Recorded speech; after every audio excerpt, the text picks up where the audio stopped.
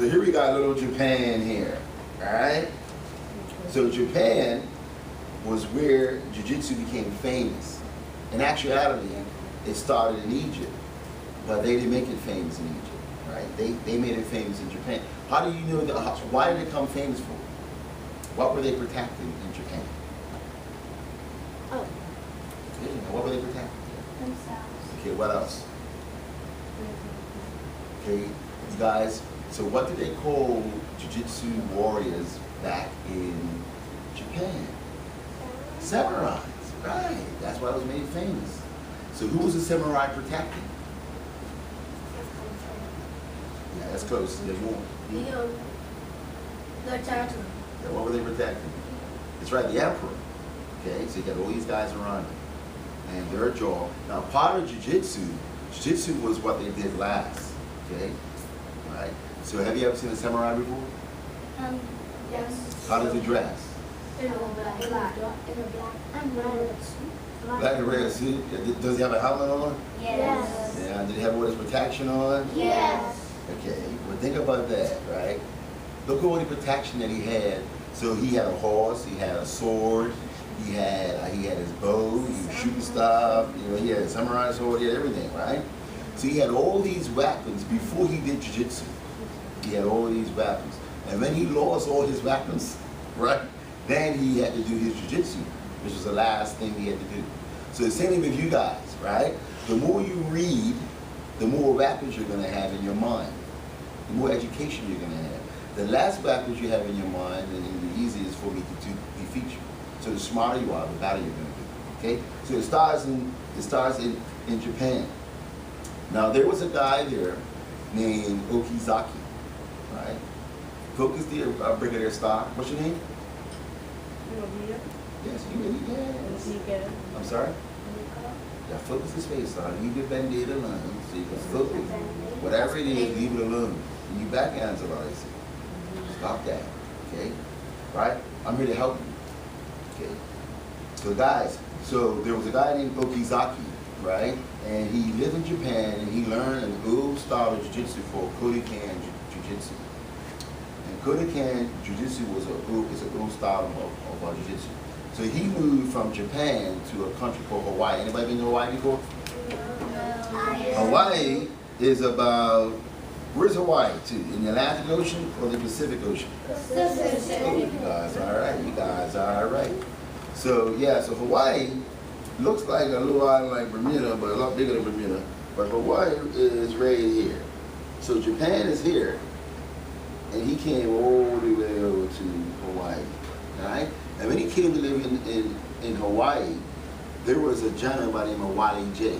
Now Wally J is the guy that created Small Circle. But before we get there, what happened was that Okizaki moved from Japan. He was very sick, right? He was a sick man, right? And in health. And what happened was that his life, he wasn't supposed to live a long time, okay? But because he studied Jiu-Jitsu and meditation, and how to think better and how to train better, his Jiu-Jitsu made him live longer than he was supposed to. So while he was living, he taught a gentleman by the name of Wally J. And Wally J learned the old style of Jiu-Jitsu. Now the great thing about this thing is that Wally J was Chinese, so he came from China. Where's China? Is it next to Australia? No. Where is it next to? Russia. Next to Russia? Russia. Well, it's closer to Japan too. Asia. Huh? It's Asia. Yeah, it's in Asia. That's a bigger part of it, right? So anyway, so Okizaki was Japanese and Wally J was Chinese, right? The two never taught each other their martial art. What martial arts does the Chinese do? Does anybody know? Karate. Mm-hmm. Karate.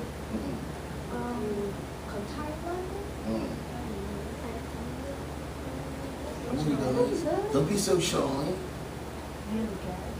Did anybody see the Karate Kid? Yes. Well, he wasn't doing karate. What was he doing? He was doing kung fu. He was doing kung fu. So kung fu comes out of China. Okay? Karate comes from out of Okinawa. It's another island down here. Okay? Japan does Jiu-Jitsu, China does kung fu. Now you know. So when you go home and your man says, what you do today? Well, I learned these things, right? You're sharpening your mind. It's like called sharpening the sword. You ever try to cut a tree with a dull sword? No. So you gotta sharpen your mind What like is that. that thing before? Yeah, all right. Come on now, stay with me, man. So anyway, so it was unheard of that a Japanese guy would teach a Chinese guy. So it was unheard of. So he broke that heritage, right? And so he called his new art Danzen-ryu, which means that he's breaking away from the old ways. So from there, Wally J became a black belt, and he moved to California. Anybody know where California is? Yeah. So you can find out bigger than the United States. What part of the States is California? Central. Is Central? Huh? What does that North say? America. California. What does that say at the top? Can you use good with eyesight? What does that say up here? Western United States. Right. So California is where we're going next week, right? Is very, very pretty place to go. I haven't been there in a long, long time. And there's a city there called Los Angeles. You ever heard that before? Yeah. That's a pretty famous place. You see that on TV a lot. I was born there. You were born there? See, you should have learned there. So he moved to a place called Anaheim, California. All right, and what happened with him is that when he moved to California, he started to modify what he learned, Danzen-ryu style. How many of you guys driving cars that are 1950 that were made in 1950? None. See, things get modified. All right. All right, so that's what he done, right? He actually improved what he had learned. Now the guys back in Hawaii didn't like that because they were used to the old way of doing it, but he wanted to make it better. So when he came to California, he started to come to the mainland and he started to teach other people. Now how many of you guys heard of Bruce Lee? Bruce Lee is a legend. I mean, he passed away since I was a kid, right? So Wally J taught Bruce Lee some of his Jujitsu techniques, and that's how he came up with Jeet Kune Do. He did that after he was his new style. Okay.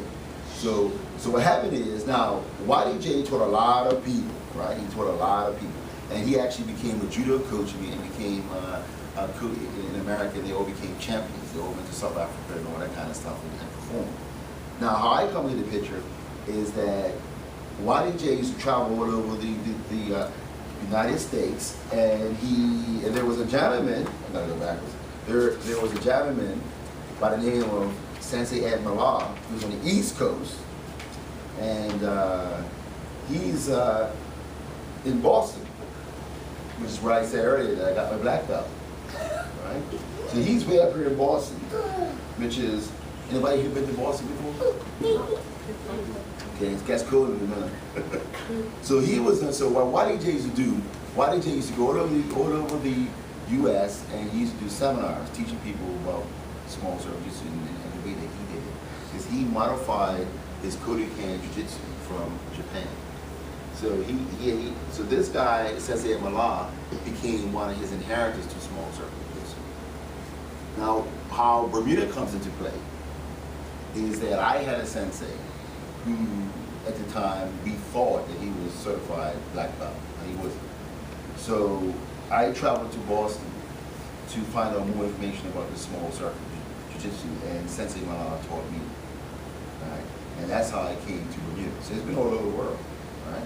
So it's important to learn about. I just went through this atlas, so I help you guys out. But I go to Boston at least 4 times a year to train, right? And Sean was like a black belt in December. And was it an easy black belt there?